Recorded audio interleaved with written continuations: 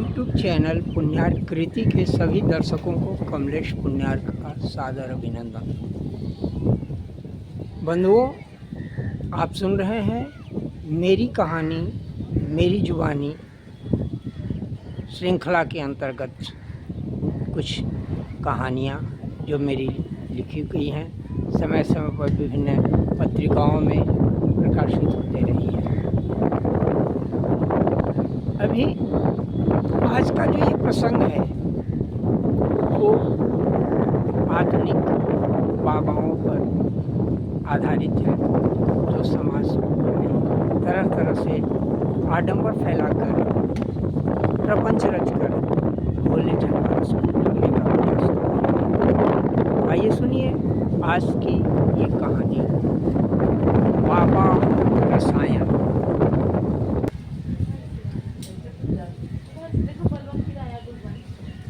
बटेश्वर भाई की इस गद्य पिटारी में मैं कहीं नहीं हूँ।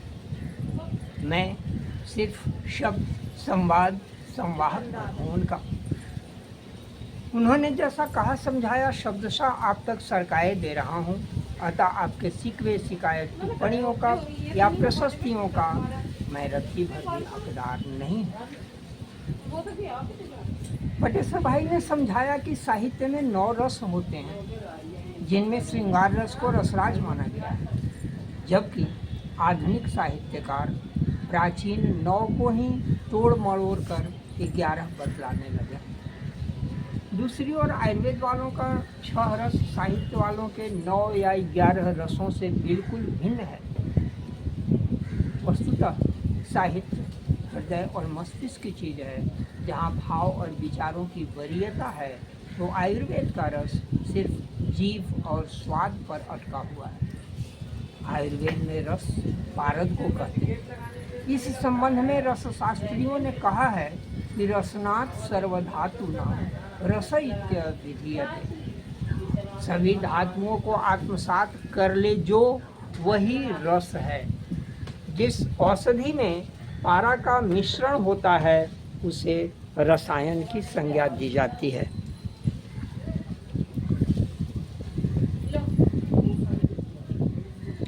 आपको पूरी तौर पर यकीन दिलाना चाहता हूँ कि समाज में जिस रस की प्रधानता है, लोकप्रियता है, वह है निंदा रस। इसके सामने साहित्य और आयुर्वेद वाले सभी रस एकदम फीके हो जाते हैं। रसों का राजा श्रृंगार रस भी घुटने टेकता है निंदा रस के सामने। किसी की निंदा करने और सुनने में जिस आनंद की अनुभूति होती है, उसकी तुलना में स्वर्ग और मोक्ष भी तुच्छ है। किंतु भले ही सुनने वालों को जरा अटपटा लगे, परंतु हमारे बटेश्वर भाई को अटपटेपन और चटपटेपन में कोई फर्क नहीं पड़ता, और न पुरानी मान्यताओं से ही उन्हें कुछ वास्ता है। मान्यताएं तो रोज बनती बिगड़ती रहती हैं, और इस लोकतंत्र के ज़माने में मान्यताओं को तथ्य और प्रमाण से कोई सरोकार भी तो नहीं रहता। जिसकी जो मान्यता, जिसका जो यकीन, जिसका जो विश्वास, जिसकी जो श्रद्धा, जिसकी जिसमें भक्ति, भला हिम्मत किसे है जो लोकतंत्र की इस ताकत से उलझे। लोकतंत्र की एक आवाज़ से बड़े बड़े सिद्धांत मर्मज्ञों की हवा निकल जाती है। आप ही ज़्यादा काबिल हैं, ज्ञान पिलाने चले हैं। रखिए अपना ज्ञान अपने पास। हमारे गुरु महाराज तो ऐसा कहते हैं, हमारे बाबा जी तो ऐसा कहते हैं। हमारे बटेश्वर भाई ने इन विषयों पर गहन शोध किया है। भले ही उन्हें अभी तक किसी विश्वविद्यालय से विद्या वारिधि या PhD डीलिट की उपाधि नहीं मिली है, और न मिलने की उम्मीद ही है। उनका कहना और मानना है कि बाबा रस कोई मामूली रस नहीं है, बल्कि रसों का अयन रसायन है। पारद रसायन में जैसे सभी धातु विलीन हो जाते हैं, वैसे ही बाबा रसायन का सेवन कर पुरुष नारी सभी एकाकार हो जाते हैं। अतः सृष्टि का सर्वश्रेष्ठ रस इसे ही माना जाना चाहिए, क्योंकि अन्य सभी रस एक पक्षीय होते हैं, जबकि बाबा रस जन्मजात उभय पक्षीय होता है। कैंची के दोनों फलकों की तरह यहाँ दोनों की उपस्थिति और सक्रियता अनिवार्य है। इसमें मंचासीन वक्ता बाबा को जितना रस मिलता है, लगभग उतना ही या कहें उससे भी कहीं अधिक रस दर्शक दीर्घा में बैठे मंत्रमुग्ध मदहोश बेहोश श्रोता और उनके अनुयायियों को मिलता है। स्त्रियां चूँकि अधिक भावुक मिजाज की होती हैं, इस कारण उन्हें अधिक रसानुभूति होती है।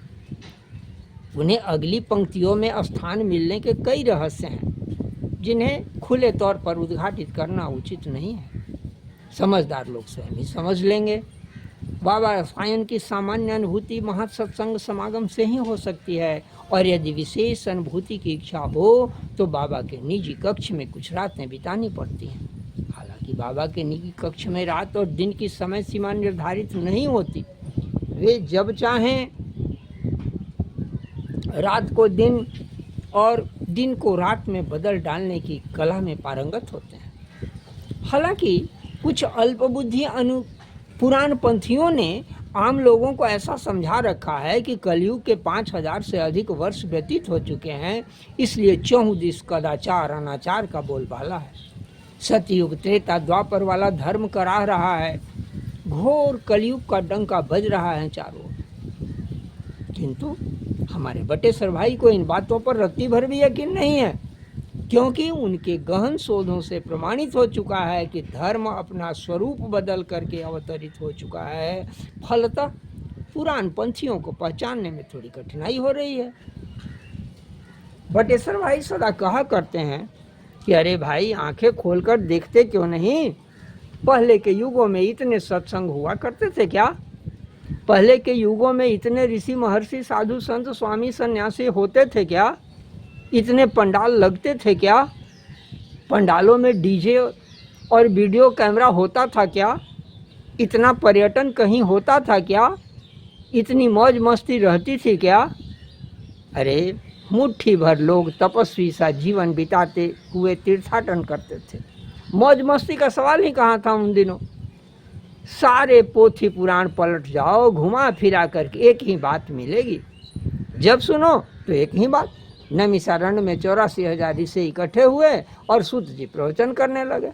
बस, न उनके पास अधिक पंडालों की व्यवस्था थी, न अधिक श्रोता थे, न वक्ता ही। और आज देखो, पहले जितने लोग तीर्थाटन पर जाते थे उतने तो आज खाई में बस पलटने से और सुरंग में दबकर दम घुटने से मर जाते हैं। सत्संग में जितने की बैठकी होती थी पहले, उतने तो आज बाबा के चरण चूमने में और चरण धूली लेने में दब चब कर मोक्ष लाभ कर लेते हैं। पहले संतों का दर्शन लाभ लेने के लिए हिमालय की दुर्गम यात्राएं करनी पड़ती थी। कंदराओं के मुहाने पर सिर झुकाए बरसों चिरौरी करनी पड़ती थी, तब कहीं सिद्धों का दर्शन होता था। और आज क्या? सरकार आपके द्वार, उसी तरह से बाबा आपके द्वार हाजिर हैं हमेशा, जब चाहें। पूरे ब्रह्मांड में जितने ऋषि महर्षि साधु संत स्वामी सन्यासी हुआ करते थे उन दिनों में, उससे कहीं ज़्यादा तो हमारे बिहार उत्तर प्रदेश में ही है आज। ऐसे में सतयुग द्वापर को तुम अच्छा कहोगे कि कलयुग को ज़्यादा मज़ेदार? सोचो जरा। अरे इंद्र के दरबार में गिनी चुनी अप्सराएं हुआ करती थी, और आज देखो अनगिनत अप्सराएं तो अकेले बम्बई शहर में मिल जाएंगी। जानकार पुराण पंथी लोग बतलाते हैं कि राजर्षि विश्वामित्र को ब्रह्मर्षि कहलाने के लिए महर्षि वशिष्ठ से कितना पंगा लेना पड़ा था, और तभी उन्हें सफलता नहीं मिली थी। हजारों वर्षों की कठोर तपस्या के बाद मंत्र दृष्टा होने पर ही ऋषि की उपाधि दी जाती थी, जबकि आज कितनी आसान हो गई है ये सब उपाधियां।